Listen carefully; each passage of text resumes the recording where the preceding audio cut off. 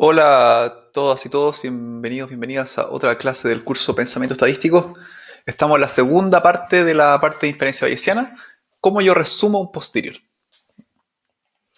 Entonces vimos la clase pasada como el grueso de la inferencia bayesiana, que es esta idea de que yo construyo una distribución posterior de mi parámetro θ, que es este f de θ dado d. Entonces una vez yo lo construyo, ahora lo importante es que yo pueda resumirlo e interpretarlo.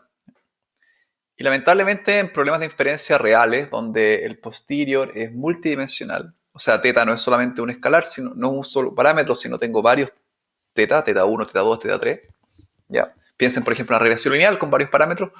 Voy a tener varios θ, o que son los beta, los coeficientes. Entonces, el posterior, que va a ser una distribución de θ dados los datos, va a ser un objeto de altas dimensiones y bastante difícil visualizarlo o operarlo. Esto lo saqué del libro Probabilistic Machine Learning de Murphy.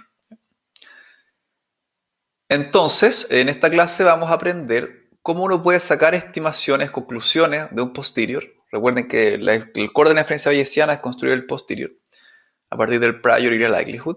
Pero cómo saco cosas que me interesen, como estimadores puntuales, estimadores de intervalo o predicciones cuando tengo una regresión. Vamos a ver cómo ese tipo de cosas se pueden hacer para resumir e interpretar un posterior.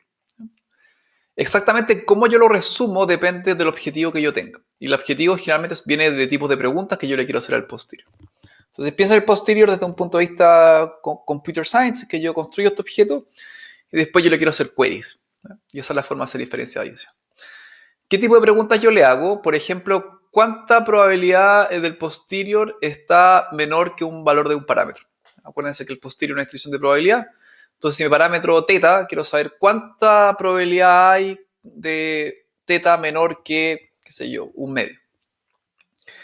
O cuánta probabilidad hay entre dos lugares, entre dos valores posibles del parámetro. ¿Cuánta masa de probabilidad hay entre p igual a un medio y p igual a 3/4? ¿Ya? Acá digo P, que puede ser que es una fracción, pero puede ser cualquier cosa. Θ podría ser una media, por ejemplo, en una gaussiana. ¿Cuáles son los valores del parámetro?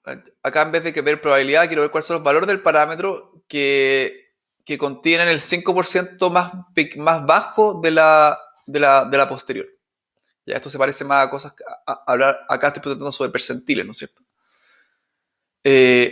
¿Qué valor de valores de parámetro, que son percentiles nuevamente, contienen un 90% de probabilidad posterior? Esto se parece mucho al intervalo de confianza. Dame un rango de valores de mi parámetro para θ que tengan un 90% de masa de probabilidad o densidad de probabilidad, así es contigo. O, por ejemplo, una estimación puntual. ¿Cuál es el valor de parámetro con la máxima probabilidad posterior? Esto se parece a maximum likelihood, pero sobre el posterior. Que es el máximo a posteriori que hablamos en la clase anterior. Ya, estos son todo el tipo de preguntas que uno le puede hacer a un posterior. Y generalmente se pueden dividir en tres tipos de queries que vamos a ver acá. Intervalos de límites definidos, o sea, yo le digo acá, le doy los valores de los parámetros y yo quiero saber las probabilidades. O al revés, intervalos de probabilidad definida. Yo digo la probabilidad, quiero que este intervalo cubra el 90% de probabilidad y que me dé los valores de los percentiles. O estimaciones puntuales, ver un punto particular del posterior. La moda, la media, la mediana. Muy parecido a las estadísticas de resumen. En el mundo teórico, cuando el posterior tiene una forma matemática cerrada, como vimos el caso de la distribución beta para el caso de la likelihood binomial y un prior beta u uniforme, responder este tipo de preguntas, sobre todo cuando el posterior es multivariado, implica hacer integrales caras, costosas computacionalmente y difíciles, para poder ir promediando o cancelando distintas variables. O sea, si yo quiero hacer, eso se llama marginalizar.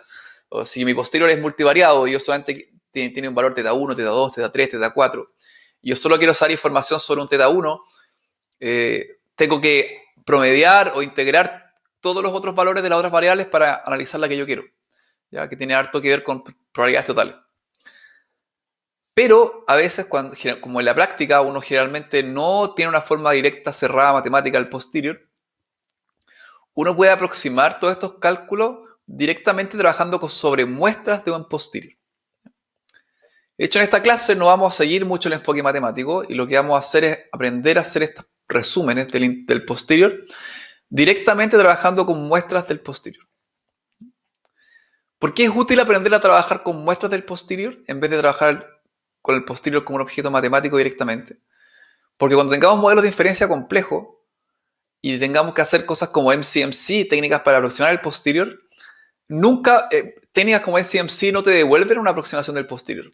Lo que te dan son muestras del posterior. Entonces, aprender a responder preguntas que resumen el posterior a partir de muestras del posterior es muy útil porque va a servirnos después para cuando trabajemos con métodos más avanzados como MCMC. Entonces, esta clase se basa en el capítulo 3 del libro Statistical Rethinking. ¿Ya? Aquí está la referencia. Ya, entonces, antes de empezar a trabajar con muestras, tenemos que generarlas. ¿Ya? Entonces, lo que tenemos que ver es cómo yo puedo generar muestras de mi posterior. ¿Ya? Entonces,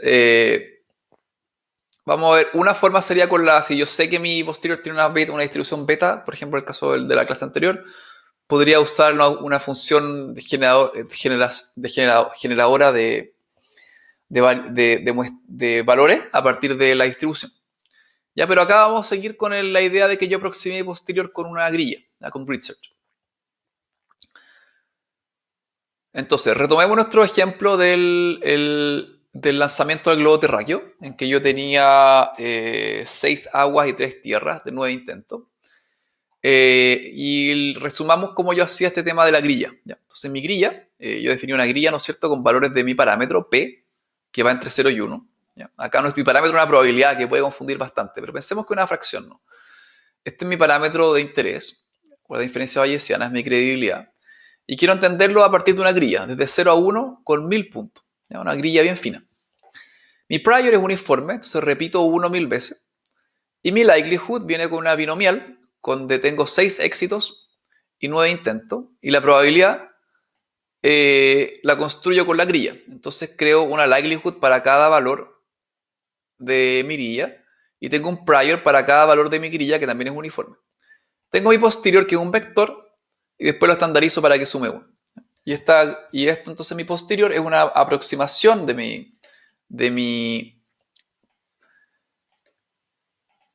mi posterior usando grid search. O sea, en vez de calcular la función absoluta, que es o aproximación exacta, que es con la beta, con la grilla tengo una aproximación sobre un valor, una lista de valores de mi parámetro. Si yo ahora grafico mi posterior en función de la grilla, lo que obtengo es esto de acá, ¿no? Que es básicamente mi aproximación de mi posterior. Digo que esta es la densidad de probabilidad de mi parámetro θ después de ver los datos lanzados con esta binomial. Entonces sé, por ejemplo, que el PM que maximiza mi posterior está alrededor de 0,6 algo, 0,7. Eso es mi posterior aproximado. Entonces mi idea ahora es cómo yo extraigo una muestra de mi posterior. ¿Ya? Acá está la visualización de esto. ¿Cómo lo podemos entender? Imaginemos que yo quisiera sacar 10.000 muestras de este posterior. Este posterior ya fue aproximado, pero yo en verdad quiero aprender a trabajar con muestras de mi posterior. Porque es útil aprender a trabajar con muestras. Entonces, ¿cómo podemos imaginarnos esto? Nos podemos imaginar que este posterior es un balde lleno de valores de parámetros, 0,1, 0,7, 0,5, 0,1. Y para cada valor va a estar en proporción a la probabilidad que tenga. Entonces estoy diciendo que cada valor que puede tener P es un valor distinto, está en una bolsa, pero el peso que tiene cada valor va a ser proporcional a la cantidad de densidad de probabilidad que tiene el posterior. Entonces, por ejemplo, 0,6 estaría más veces en esta bolsa que 0,4, más veces que 0,2. ¿Se dan cuenta? ¿Ya? Porque hay más probabilidad. Entonces, lo que yo quiero hacer para sacar muestras de mi posterior es muestrear valores de P que sean proporcionales a su densidad probable.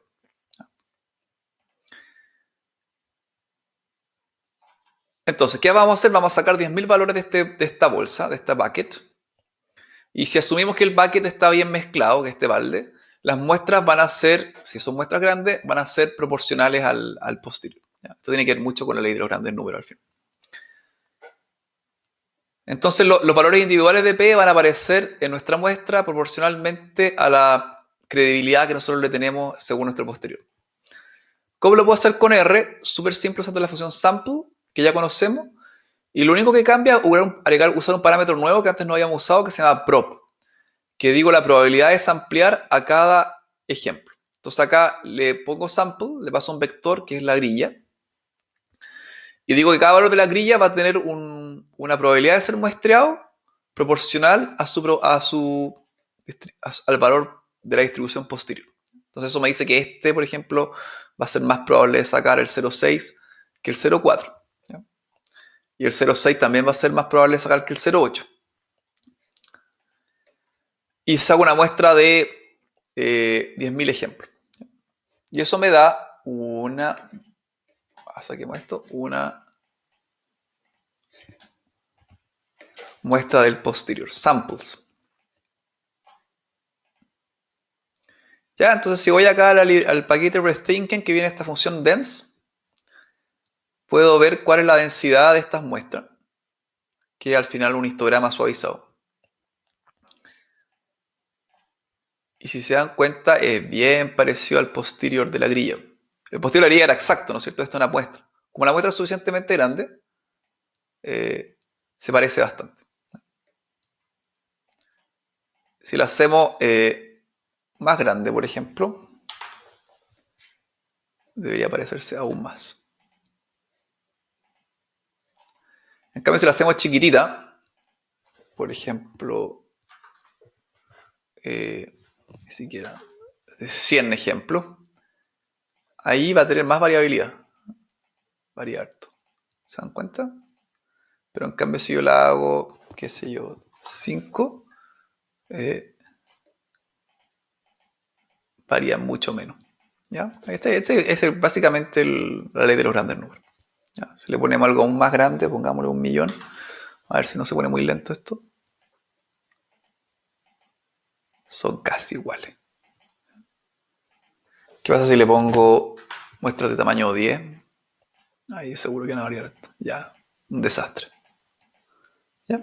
Si le ponemos acá tamaño 4, creo que no varían tanto. Varían igual, pero no tanto. A veces es un trade-off del tamaño. O sea, claramente el tamaño de la muestra importa. Ya, entonces lo que queremos, volvamos. ¿En qué estamos? Yo quiero que aprendamos a cómo resumir un posterior. ¿Ya? El posterior yo tengo formas de construirlo, que puede ser con grid search, con Laplace approximation, con MCMC. Y la idea es que, o incluso si uso prior conjugados, podría ser teóricamente. Pero la idea es que en esta clase aprendamos a cómo resumir el posterior trabajando siempre con muestras. Cualquier técnica que yo use para aproximar mi posterior me permite generar muestras. Incluso métodos más sofisticados como MCMC, lo único que hacen es hacer muestras. Entonces lo que quiero que aprendamos es cómo sacar este tipo de cosas trabajando con muestras del posterior. Igual como en este caso, vamos a trabajar con el caso en que sabemos que el posterior es una beta. Igual lo vamos a ir comparando con el valor teórico. Vamos a hacer distintas queries de este tipo, trabajando con las muestras del posterior y vamos a ver cuánto se parecen al valor real que tendría si trabajo por ejemplo, con la función de probabilidad acumulada de la beta o con la cuantía, depende de lo que yo quiero sacar. Eso es lo que vamos a ir haciendo.